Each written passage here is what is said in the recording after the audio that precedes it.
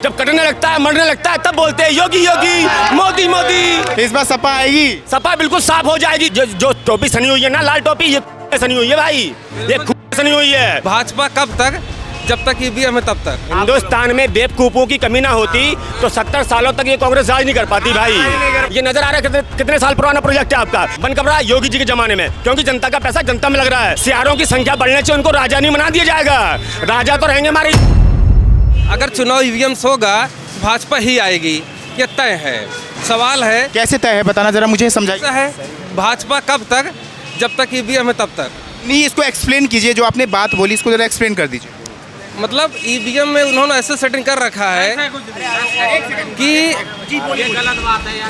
अरे है ऐसा, भाजपा मतलब ईवीएम से चुनाव जब भी होगा वो वही आएगी, ये तो तय है। इनका कहना है कि बीजेपी जो है ईवीएम में सेटिंग बैठा के अपनी पार्टी को जितवा देती है। हिंदुस्तान में बेवकूफों की कमी ना होती तो 70 सालों तक ये कांग्रेस राज नहीं कर पाती भाई।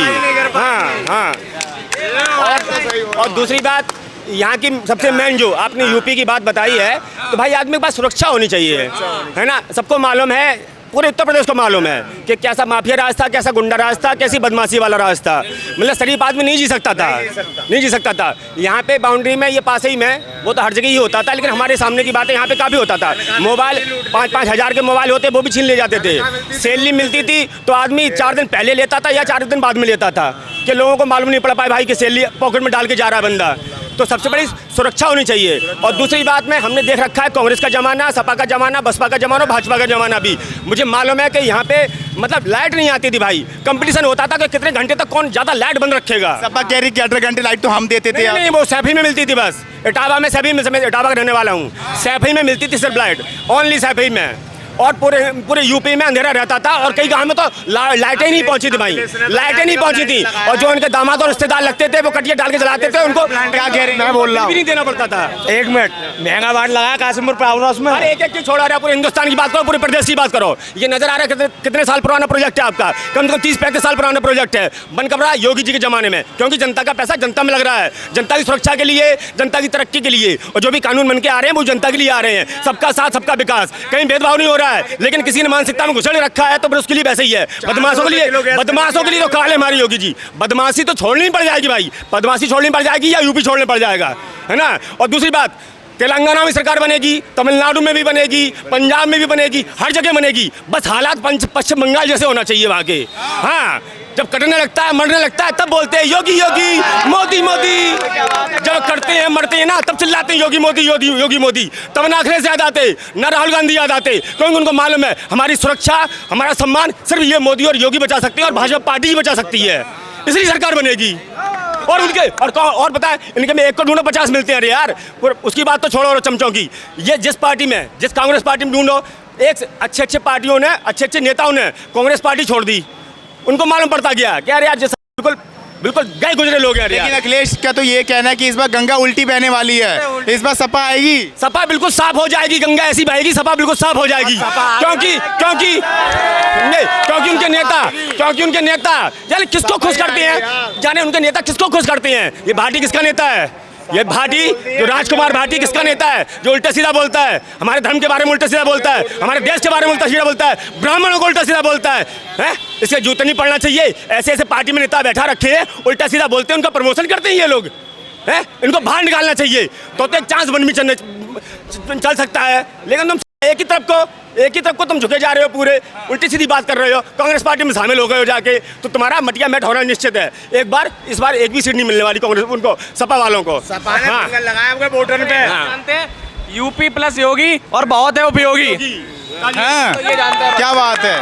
तो क्या लगता है, सबका साथ सबका विकास चल रहा है उत्तर प्रदेश में? चल रहा है, बिल्कुल चल रहा है। लेकिन इस बार ये भी देखा जाएगा, जो साथ दे रहा है ना, जो देश के साथ में चल रहा है, जो प्रदेश के साथ में चल रहा है, जो सभी का सम्मान कर रहा है, उसी का साथ दिया जाएगा। पत्थरबाजों का साथ नहीं दिया जाएगा, मिलावट करने वालों का साथ नहीं दिया जाएगा, चोरों चक्कों का साथ नहीं दिया जाएगा भाई। मेरी बात सुनिए।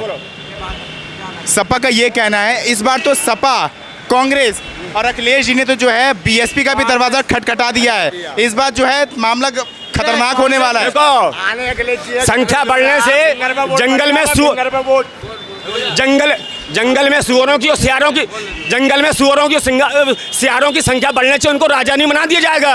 राजा तो रहेंगे हमारे योगी जी, और योगी जी के बाद में जो भारतीय जनता पार्टी से खड़ा होगा वो बनेगा राजा। तो शहरी रहेगा। और क्योंकि भुक्तभोगी हैं ये यूपी वाले और पूरे इंडिया वाले, पूरे भारत वाले और यूपी वाले भुक्तभोगी हैं। उन्होंने देख रखा भी ये शासन जो है ना 40 प्लस, जो 40 प्लस के हैं ना, 40 के हैं, 35 साल के हैं, उन्होंने सबने देख रखा है। पहले का इतिहास जान रखा है। साला समझ में नहीं आता, एक्सीडेंट में लोग मरते थे, गड्ढे होते थे भैया, लाइट नहीं आती थी, पानी नहीं आती थी, एंटीना ऐसे कर तो जब भी लाइट आती थी। और अब देश विरोधी और धर्म विरोधी है, दोनों सब पार्टियां ऐसी हैं यार।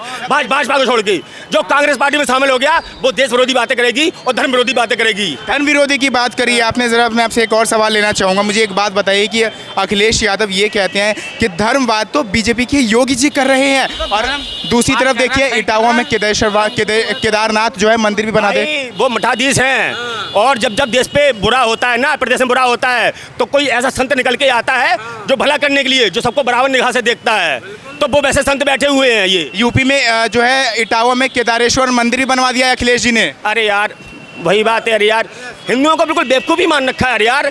उन्होंने इनकी वोट देखी नहीं है क्या?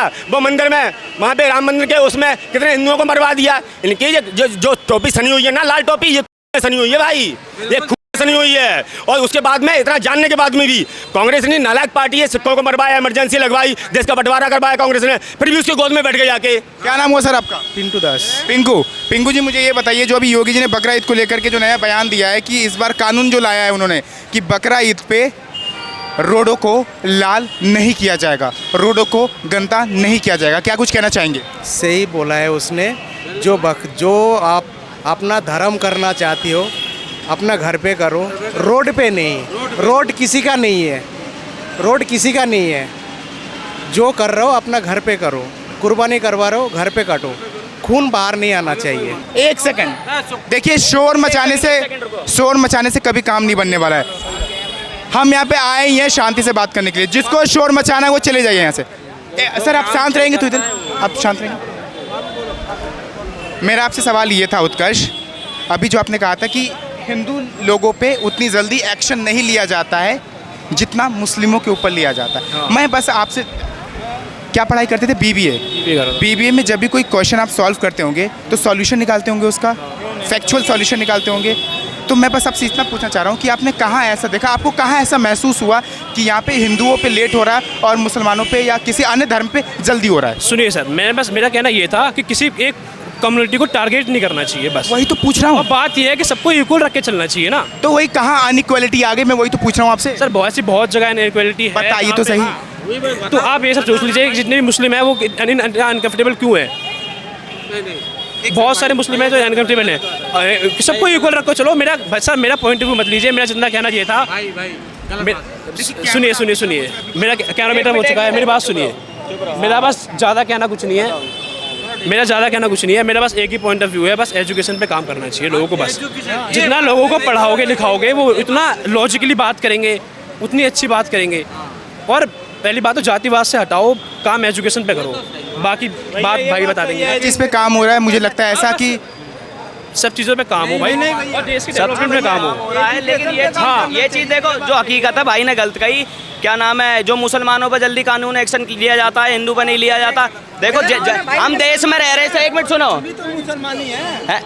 सुन रहे बात, पहले बात सुनो। हम भी तो मुसलमान क्या हो गया, पता, बात सुन लो पहले।